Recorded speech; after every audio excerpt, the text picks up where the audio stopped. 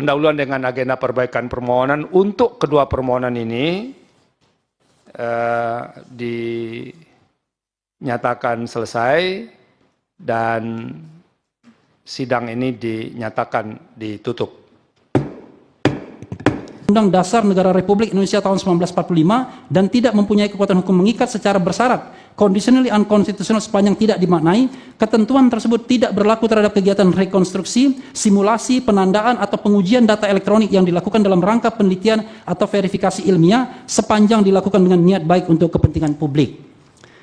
9. Menyatakan pasal 35 Undang-Undang Nomor 11 Tahun 2008 tentang Informasi dan Transaksi Elektronik yang berbunyi, setiap orang dengan sengaja dan tanpa hak atau melawan hukum melakukan manipulasi, penciptaan, perubahan, penghilangan, pengerusakan informasi elektronik dan atau dokumen elektronik dengan tujuan agar informasi elektronik dan atau dokumen elektronik tersebut dianggap seolah-olah data yang otentik, junto pasal 51 ayat 1 dengan ancaman hukuman 12 tahun penjara, bertentangan dengan Undang-Undang Dasar Negara Republik Indonesia tahun 1945 dan tidak mempunyai kekuatan hukum mengikat secara bersyarat, conditionally unconstitutional sepanjang tidak dimaknai ketentuan tersebut tidak berlaku terhadap kegiatan rekonstruksi, simulasi, penandaan atau pengujian data elektronik yang dilakukan dalam rangka penelitian atau verifikasi ilmiah sepanjang dilakukan dengan niat baik untuk kepentingan publik. Ini yang dilakukan oleh prinsipal.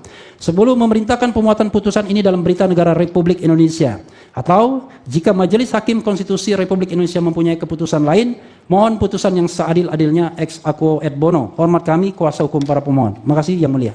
Terima kasih.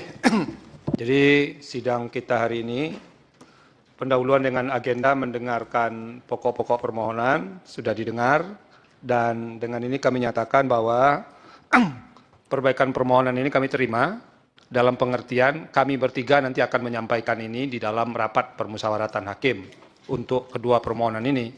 Nanti RPH lah yang akan memutuskan bagaimana ini permohonan ini, diputus langsung atau dibawa ke pleno terlebih dahulu. Itu diantara alternatifnya.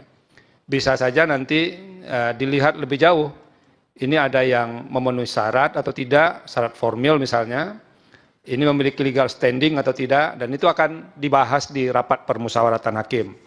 Apapun hasilnya nanti, kami Mahkamah akan memberitahu kepada para pemohon perkembangannya di Mahkamah. Sebelum sidang ini ditutup, kita akan sahkan bukti untuk permohonan nomor 47, menyerahkan bukti P1 sampai dengan P34. Betul? Betul Yang Mulia. Betul, sudah diverifikasi dan dinyatakan lengkap dan disahkan. Pemohon nomor 50 menyerahkan bukti P1 sampai dengan P5. Betul ya, sudah diverifikasi dan dinyatakan lengkap. Dengan demikian, sidang pendahuluan dengan agenda perbaikan permohonan untuk kedua permohonan ini dinyatakan selesai dan sidang ini dinyatakan ditutup. Hadirin dimohon berdiri. Yang Mulia Majelis Hakim Konstitusi meninggalkan ruang persidangan. Ya, teman-teman, selamat datang kembali di channel ini. Debat panas pengacara Jokowi dan penggugat soal sidang citizen lawsuit yang uji keaslian ijazah.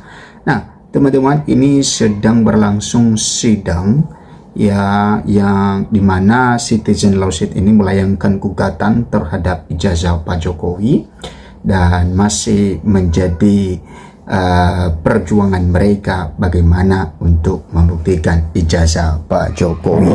Nah, apakah Pak Jokowi hadir dalam persidangan, teman-teman? Ya, tentu ya pasti hakim juga sudah memanggil dan tentu ya diharapkan hadir, tapi ya Pak Jokowi tidak pernah hadir dalam persidangan dalam kasus ijazahnya ini. Selalu kuasa hukumnya yang hadir mewakili dia. Kasus ijazah Jokowi terus bergulir, teman-teman. Di Solo, sidang citizen lawsuit ijazah kembali digelar.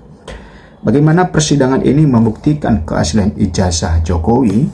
Nah, tentu ini menjadi satu pertanyaan bagi banyak orang ya, ketika keaslian ijazah Jokowi ini masih menjadi ya pertanyaan besar dan belum juga diberikan jawaban.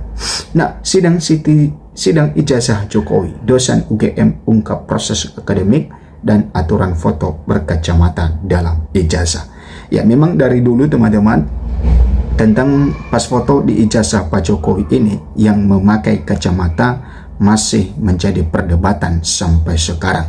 Karena tentu ya sangat jarang sekali untuk kita bisa lihat bersama ya orang punya ijazah tapi pas fotonya di dalam ijazah pakai kacamata.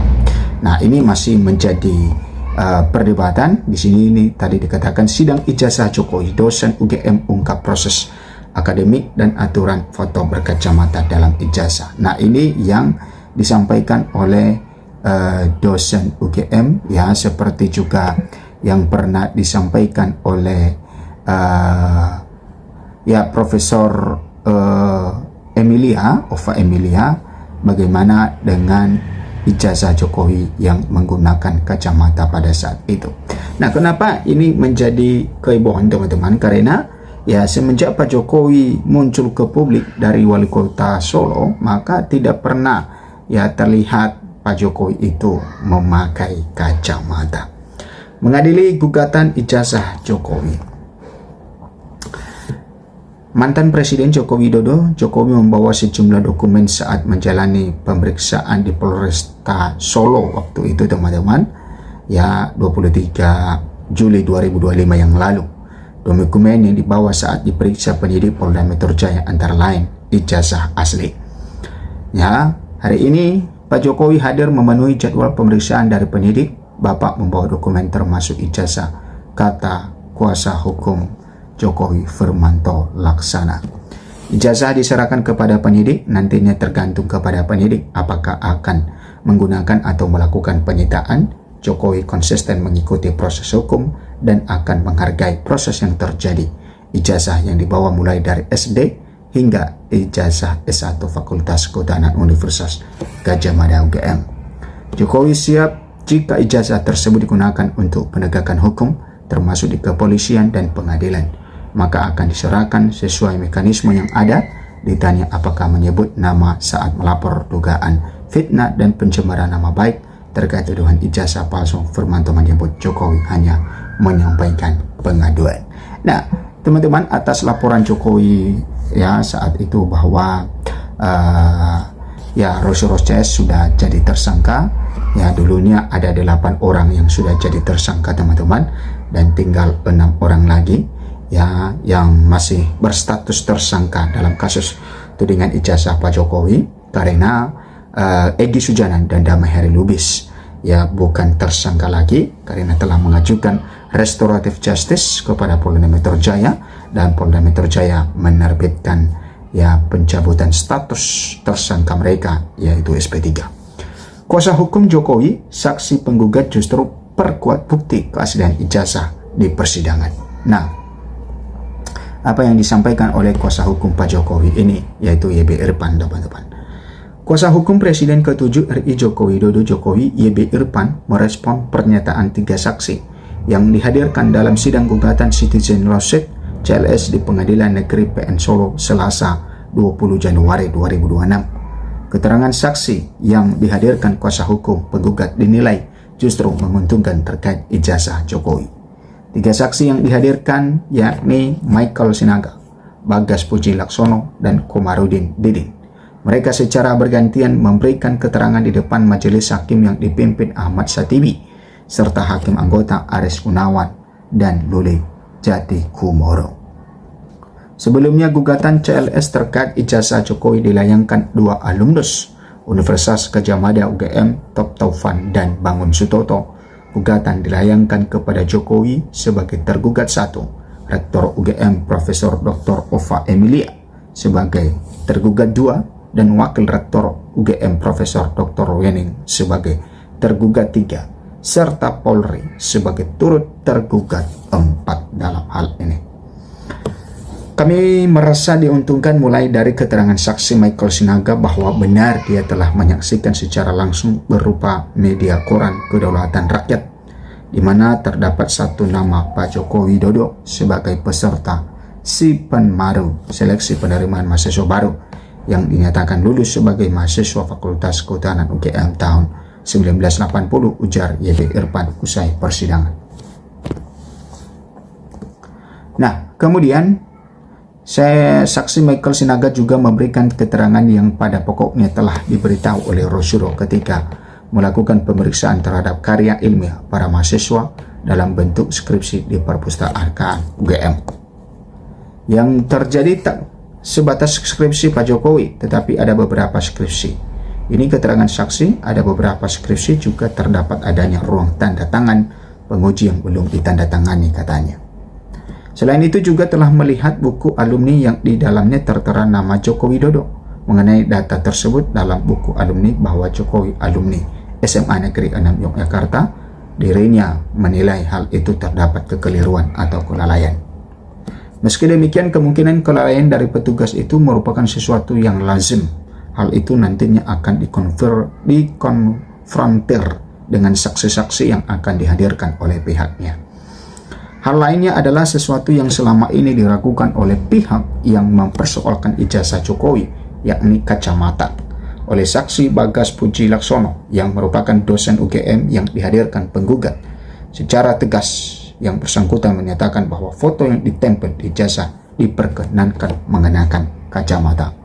Sepanjang bukan kacamata hitam dan terbukti saksi Bagas dan dari Fakultas Teknik, program studi teknik nuklir dalam ijazahnya juga mengenakan foto yang berkacamata, ungkapnya.